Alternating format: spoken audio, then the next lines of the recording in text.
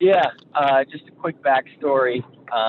My parents recently just got, well, I just found out that my mom was having an affair with my dad's best friend. Oh Um, and no. just for, yeah, this is 3 weeks ago today.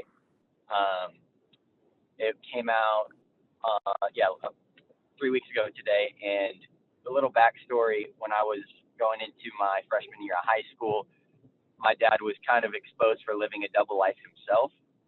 Oh, Um, and in the mess of all that, I found out that again, when I was a baby, my mom had an affair with my dad's best friend then, the um, same best friend? and just different, Different different. best friend.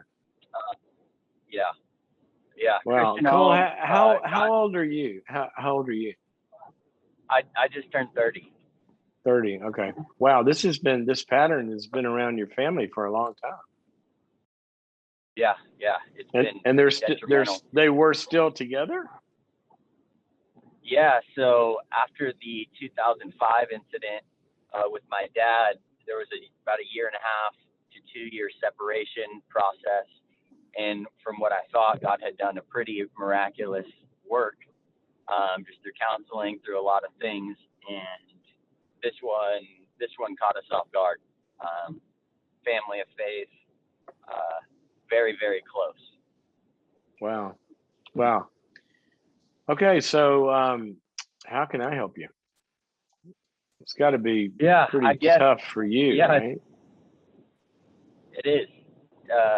I'm caught in the tension between, um, I guess, working on the forgiveness in my heart with my mom, and then also, trying to be wise and give space and time.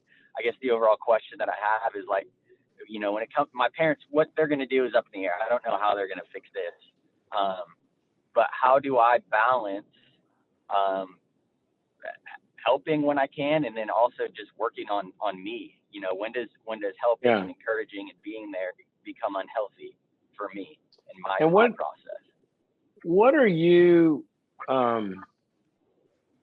let's pretend for a moment there is some way that you can be helpful. What would that be? What is your role here? Well, to be honest, unfortunately, I'm in a lot of ways a little bit of the emotional support, and right now, for my dad, and For right your now, both dad? my brothers, yeah, both my brothers and myself have kind of been that, and I've encouraged my dad to go outside of us, to Yeah. pastors and counselors, Yeah. but still, my mom is left and living elsewhere right now, with her mother, and So he's has a your bit of a dad roller in coaster. the way that you're painting the picture of your dad's landscape in his life, does he not have a small group of men that he's close to that sustain him and help him in life before He this is, happened?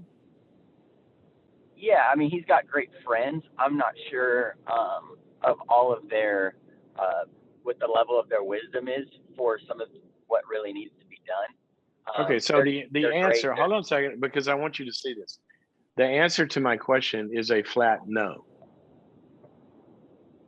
right? Correct. It Yeah. in other words, here's what I would like to see in everybody's life, that everybody has this little tribe that when they're going through things, they turn to that tribe and they're fueled by them and helped by them and supported by that tribe.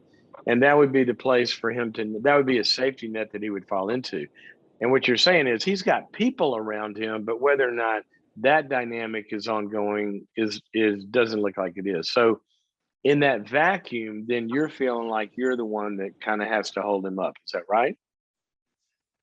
Yes, my brothers and myself. Okay. All right. So uh who's holding you guys up? Well, I'm in the process of, trying to find counseling myself, but I've reached out to my pastor, and you That's know, good. it's it's kind of a day by day, moment by moment process. Still, as things come out, it's like one Yeah. day is different than the other, and you don't I guess I have resources that I'm working on. I'm just constantly in the tension of like, when do I start the healing process of confrontation with my mom? We haven't spoke. I haven't been ready to. Has And she you tried? know, she did.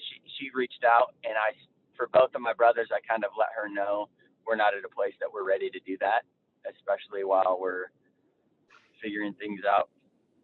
Even practically with my dad, as far as living and just the mess that has been created. Yeah. Okay. So So what?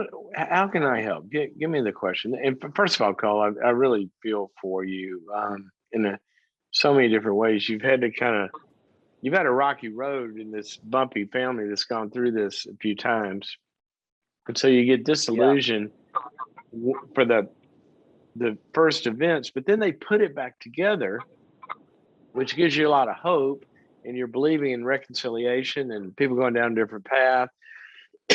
Excuse me.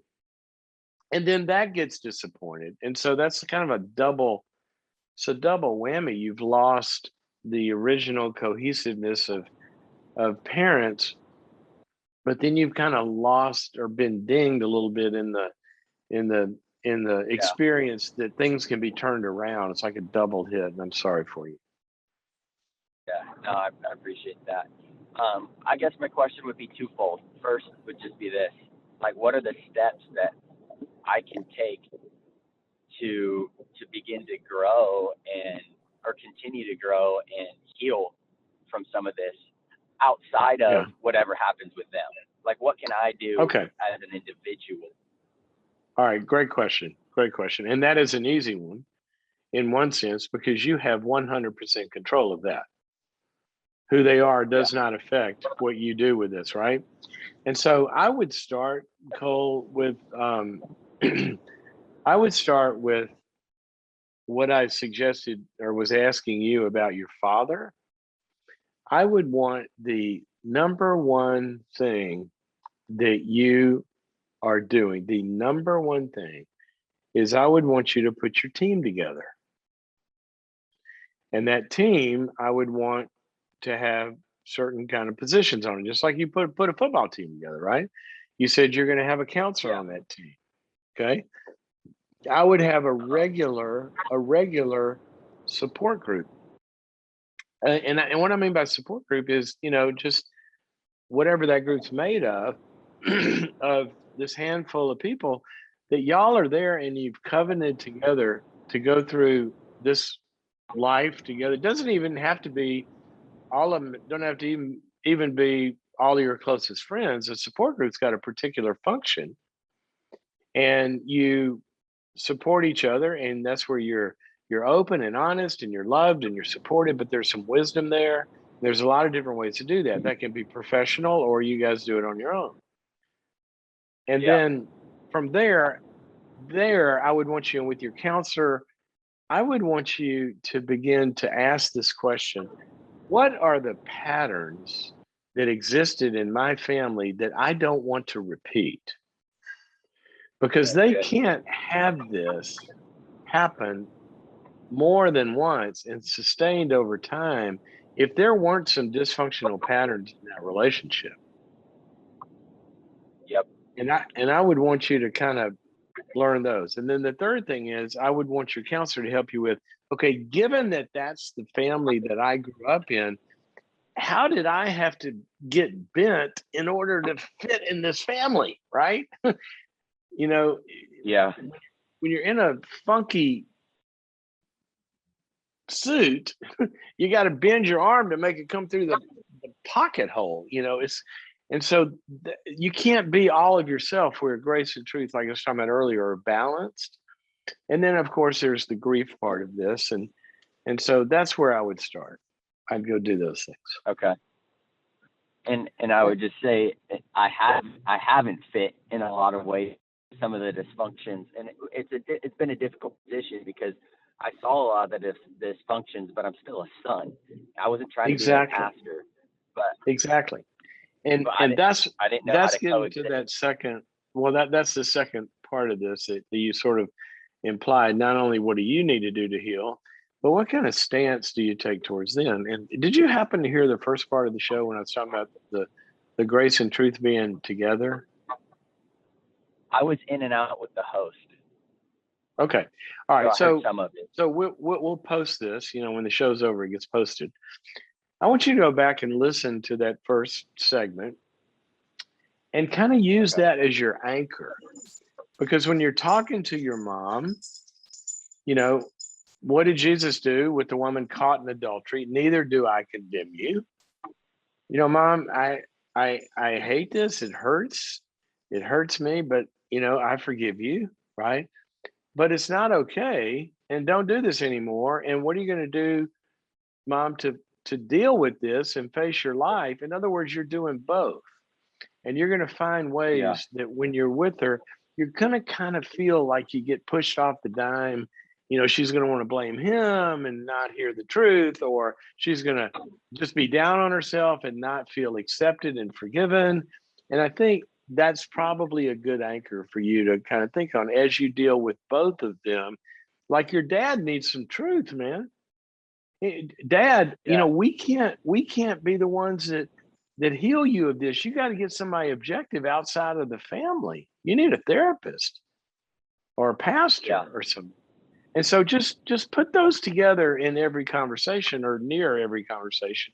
And I think that'll help guide you. Okay.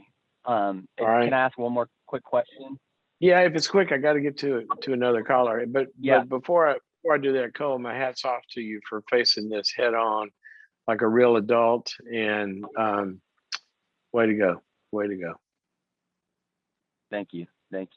Yeah, my last question would just be, a boundary that I feel like for myself, I had found out yesterday that my mom was still in communication with this man.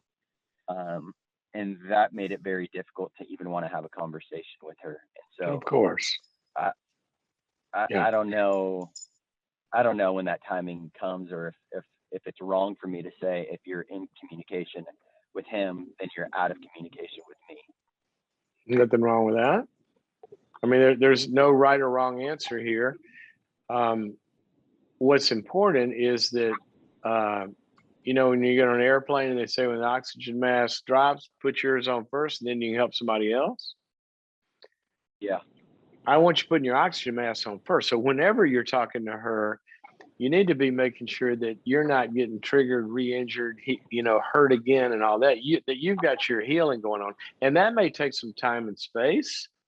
For most people, it does. Yeah. Okay. But then the question is, whatever you say to her, you're thinking through strategically, what's going to be helpful?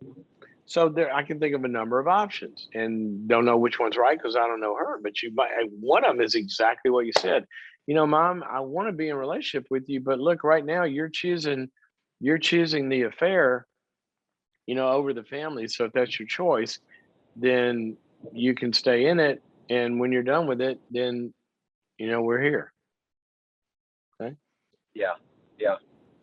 That's the part. Or you could say, I'll be glad to talk to you, but I'm not going to talk to you about anything except how and when you're going to stop doing this.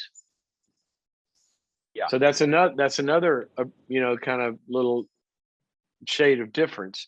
Yeah, I'm going to talk to you, but all we're going to talk about is how you're going to get better and and when you're going to stop talking to this guy. I'm not going to talk about anything else. Yeah. You follow me? Yeah. And then some people at some ages and some kind of different paths, they actually, and I've seen this actually, hard to believe.